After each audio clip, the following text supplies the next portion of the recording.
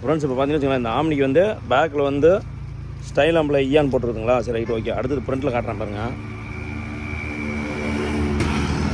ஃப்ரண்ட்டில் பார்த்தீங்கன்னா யூசர் இப்போ பம்பர் வச்சுட்டு அதே மாதிரி வந்து இந்த 4 எல்இடி பாக்ஸ் எல்இடி போட்டுருக்குது. தெரியுதுங்களா? வெளிச்சம் வந்து பயங்கரமாக இருக்கும்.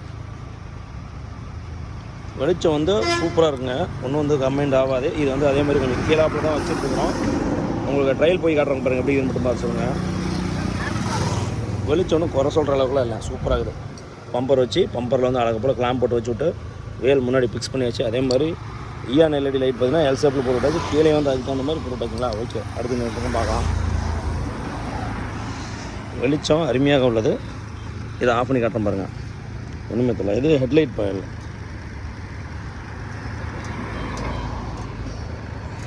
ஹெட்லைட்டு அதுவாக அடிக்குது.